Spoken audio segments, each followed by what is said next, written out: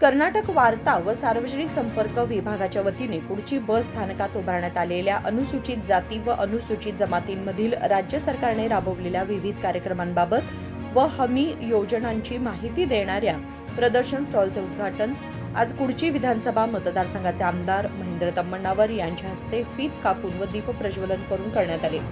यावेळी बोलताना त्यांनी नागरिकांनी या प्रदर्शनाला भेट देऊन सरकारच्या योजनांची सविस्तर माहिती घ्यावी व त्या योजनांचा योग्य लाभ घ्यावा असे आवाहन केले। ಕುರ್ಚಿ ಪಟ್ಟಣದಲ್ಲಿ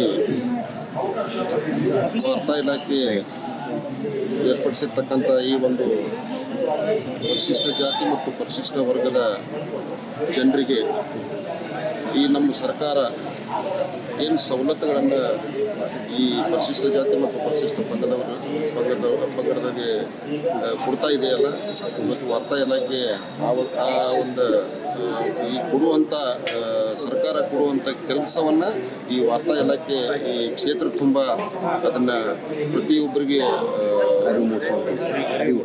ಅರಿವು ಮೂಡಿಸ್ಬೇಕಂತೇಳಿ ಇವತ್ತು ವಾರ್ತಾ ಇಲಾಖೆದವರು ಈ ಕುರ್ಚಿ ಪಟ್ಟಣದಲ್ಲಿ ಒಂದು ಕಾರ್ಯಕ್ರಮವನ್ನು ಪ್ರದರ್ಶನ ವಿಶೇಷವಾಗಿ ಈ ಕಾರ್ಯಕ್ರಮ ಕುರ್ಚಿ ಪಟ್ಟಣದಲ್ಲಿ ಮತ್ತು ರಾಯಬಾಗ ಪಟ್ಟಣ ಮತ್ತು ಎಮ್ಕನ್ಮಡಿ ರಿಸರ್ವೇಷನ್ ಇರುವಂಥ ಕ್ಷೇತ್ರಗಳಿಗೆ ಮಾತ್ರ ಈ ಒಂದು ಪ್ರಚಾರವನ್ನು ಮಾಡ್ತಾ ಇದ್ದಾರೆ।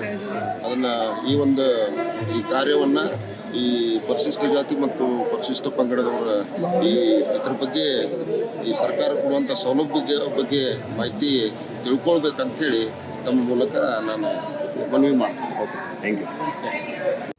या प्रसंगी वार्ता व सार्वजनिक संपर्क विभागाचे वार्ता सहाय्यक विजयकुमार बेटगेरी यांनी प्रदर्शनाबाबत माहिती दिली। यावेळी केएसआरटीसी बस स्थानकाचे नियंत्रण अधिकारी एनआर हाजोकोळ तसेच मान्यवर मुशिक जिनाबडे, बाबाजान, मोहम्मद हुसेन, आसिफ पटेल, वर्धमान शिर्डी, सोनगौडा पाटील, सोमनाथ पुजारी आदींसह इतर उपस्थित होते। राजशेखर हिरेमठ, KMM मराठी, बेळगाव।